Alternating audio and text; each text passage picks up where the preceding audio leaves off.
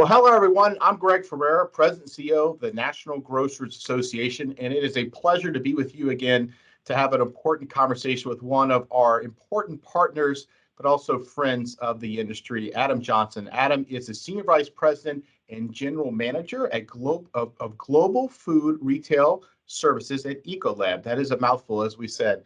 But, one of the things that I've always appreciated about Adam, as I've gotten to know him over the years, is not only is he a food safety expert, Adam's a grocer. He spent his time at food retail at some of the biggest brands in the country. So, Adam, why don't I turn it over to you for a second to introduce yourself? Sure. Hey, Greg, thanks. Appreciate that, and a pleasure to be with you today. I am a grocer first and foremost. I spent the majority, if not all, of my career working in the grocery industry, whether it was my first job bagging groceries at Williams Brothers Supermarket in Lompoc, California, all the way up to my time at Albertsons and Super Value, running some of the food safety programs for those brands, and then kind of rounding out my career in Bentonville working for Walmart. So it's been a pleasure to see how the industry has evolved over the years, and it's been a privilege to be a part of it in so many different ways. So again, really happy to be here with you today.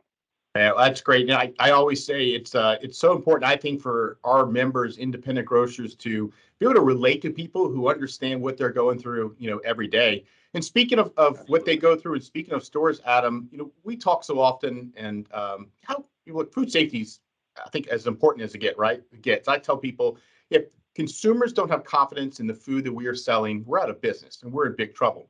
But I think so often, maybe it almost becomes, we hear the word food safety a lot. We hear about a lot of recalls. A lot of them are due to labeling. And there's a lot of noise out there. And I think sometimes maybe, it can happen at retail and other places. We can maybe not forget about, but maybe it's not as on the forefront of our minds as it should be.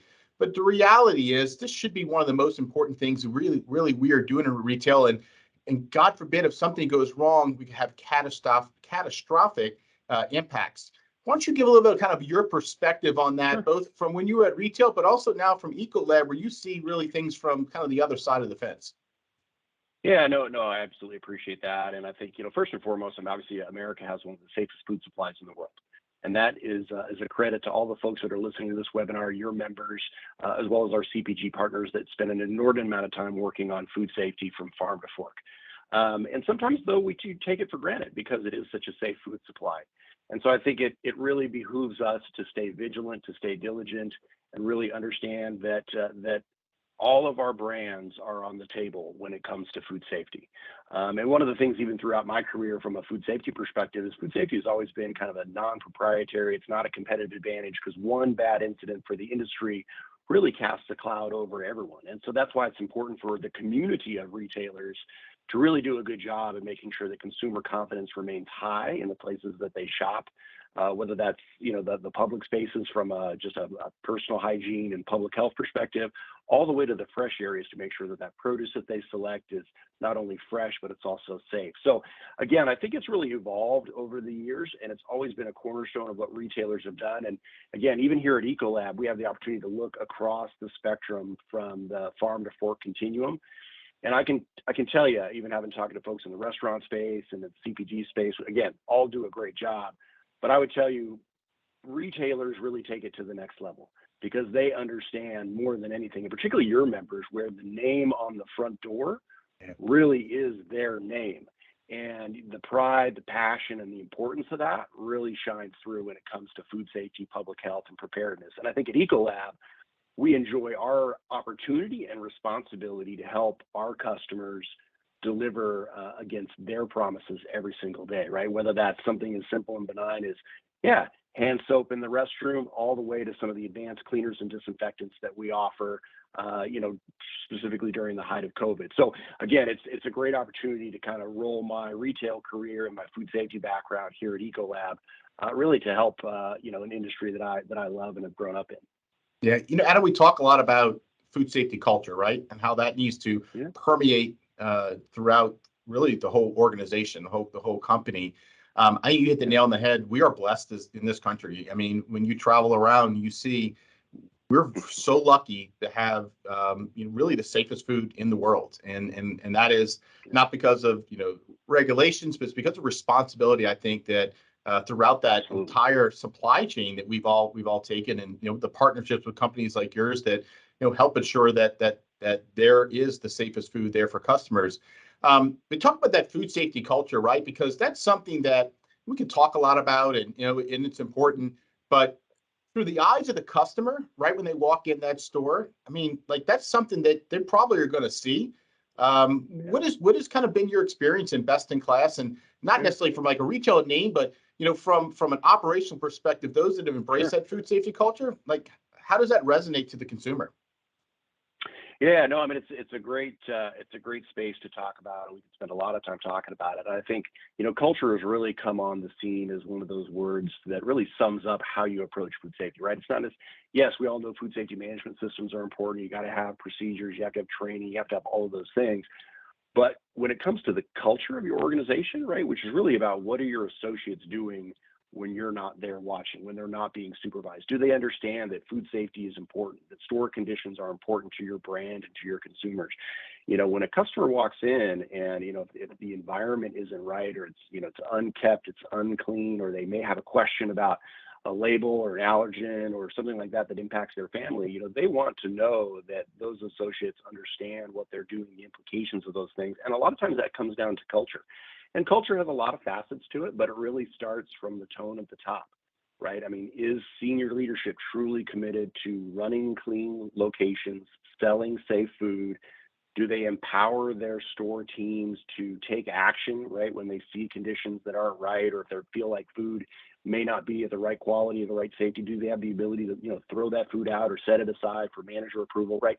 It's those little actions, right, that I think truly build that foundation of culture.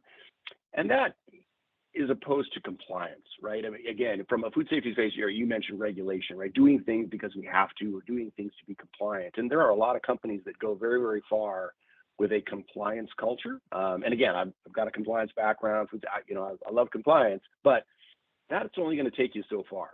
If your associates don't believe in what they're doing, and they don't believe that it's important to you, and you don't reward and recognize them for doing the right thing, again, it's really going to limit your potential. And I think for those best in class operators that you mentioned, it's the tone at the top. It's walking the talk, all of those phrases that we hear throughout our careers, but it really is important, and doing that for food safety, right? Whether that's having a food safety professional or a food safety leader within your organization and empowering that individual to, take action and drive standards.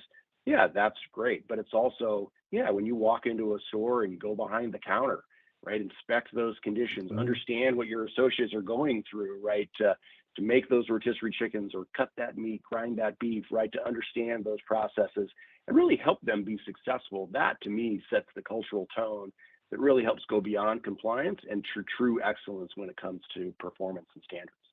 And that's you hit the nail on the head. And I think it begins at the top, but then also making sure that all the way down to the person rounded up the carts in the parking lot Yeah. has some kind of training.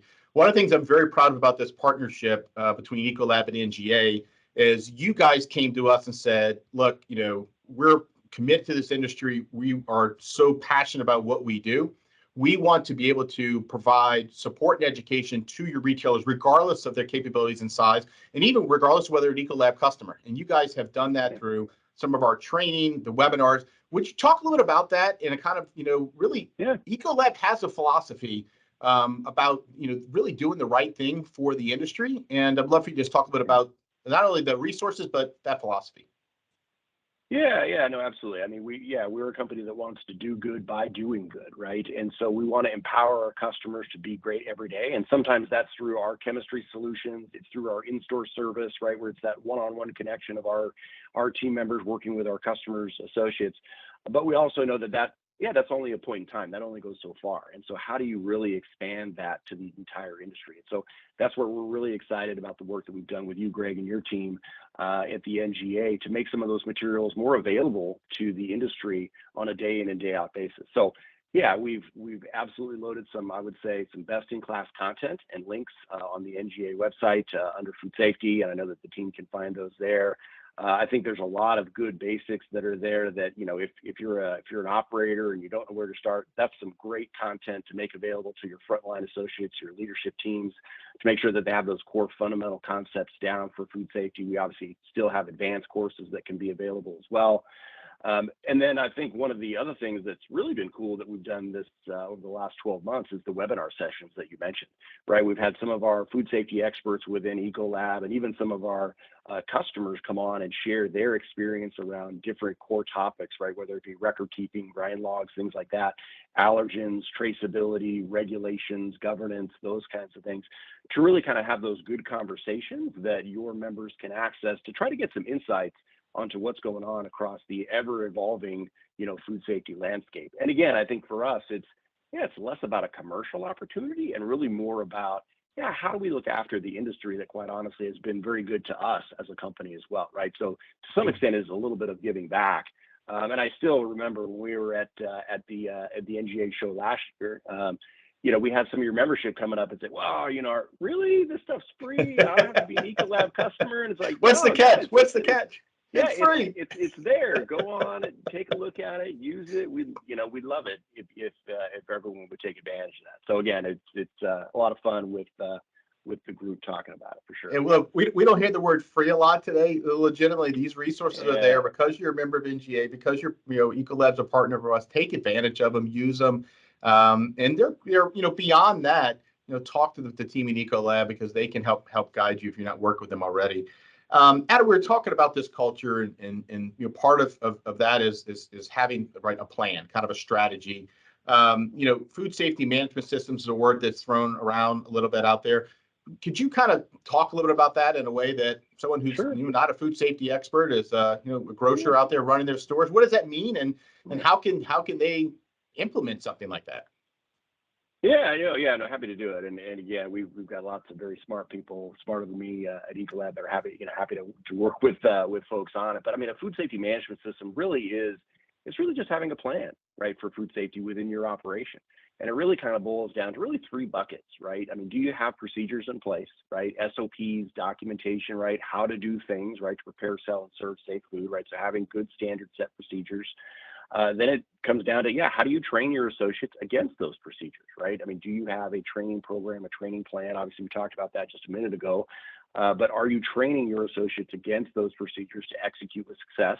And then how do you monitor that, right? And again, I mean, you can take that to any level you want, right? Whether that's hiring a third-party auditor like Ecolab to come in and assess and monitor, or just creating a set of daily checklists that your management team can go around and monitor the location to make sure that your associates are executing against those SOPs, and that if they're not, that you take the right actions from a training perspective. So I think the food safety management system really can be demystified by, it really is how you run your business every day. You just need to apply that same practical knowledge and operational discipline that our industry is famous for, and really apply that to food safety. And again, we spend a lot of time, helping our customers write SOPs, whether it's for producing food, cleaning equipment, those kinds of things. And then again, just trying to finish that all the way through that training and monitoring cycle as well. So again, I don't think it's nearly as complicated as sometimes the government makes it sound, right, when we talk about these mandatory food safety management systems, but they are important, and they really can help set a business up for success, and at least make sure that you've got a great defensible position, should someone come looking for it. Yeah, you talked earlier, we were talking about, rotisserie chickens and whatnot in the grocery store. When I was in the business, my family, with the grocery business in New Orleans, I grew up in the store. I grew up cooking rotisserie chickens and putting them in the trays and getting them out there. And that was, other than, some other basic kind of prepared foods, that was the extent of what we offered, in the late 90s, early 2000s. My gosh, you go in some grocery stores today, including some of NGA's members, we're running restaurants. We're running, bars. Like we are a food destination. And it is not just the rotisserie chicken. It is a lot more than that. So I think, we were talking kind of about this, where we started, right, in terms of how important it is to have that right mindset. But if you think about it, we really need to make sure we are in the right mindset, because my gosh, we're running food service operations, complicated food service operations, to boot as well.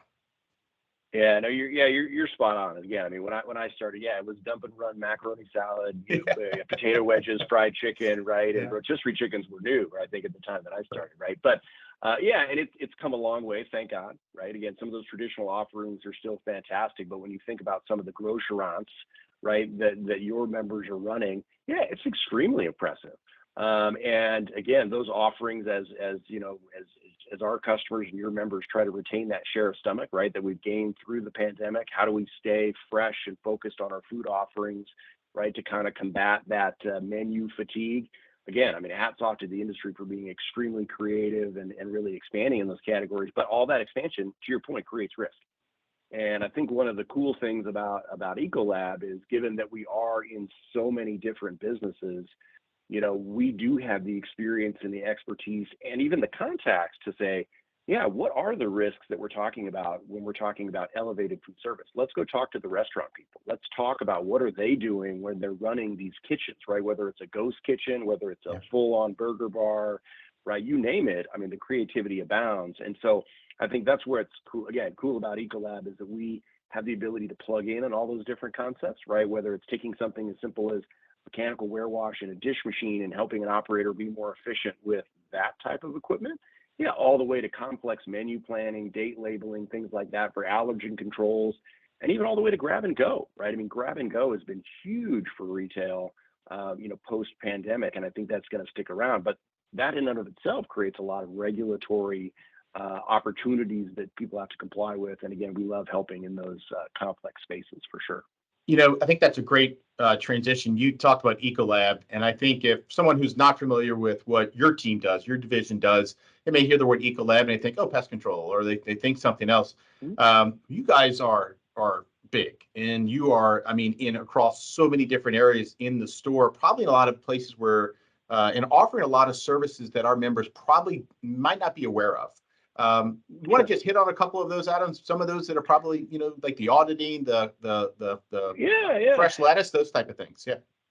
Yeah, no, absolutely. I mean, so yes, yeah, Ecolab's a big organization, but we're a small specialized division within Ecolab, which I think is one of the special things about our organization is we understand the speciality that comes with a lot of the different business models that are out there. So for us, having a division that is solely focused on retail, right, understanding that business model, understanding that customer inside and out, really allows us, to your point, to offer a variety of solutions across the total box, right? Yeah, absolutely in pest control business.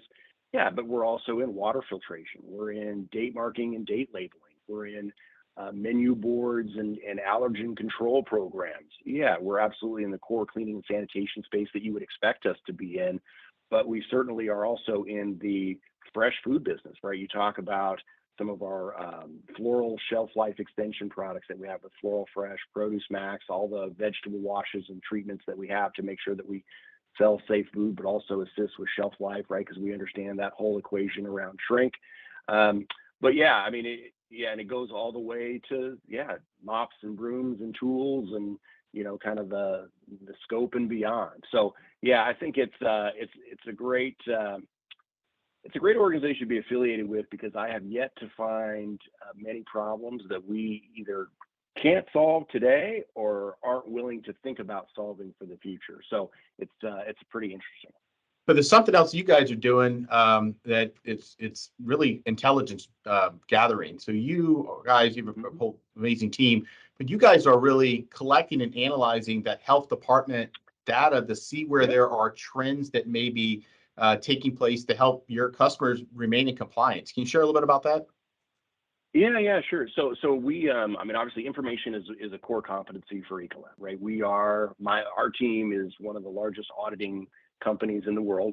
Yeah, we are the largest provider of retail food safety and compliance audits in the world. An adjacency to that is we also understand that no matter how good your internal auditing program is, you always have this external factor, right, which is the health department, the regulatory authority. We've got the ability through our HDI platform, which is our health department intelligence platform, that actually goes out to the web, scrubs and collects all of the electronic health department information that's out there about our customers and about our industry, compiles all that information, and to your point, allows us to see trends, in the industry to allow us to understand, are we helping our customers in the right way?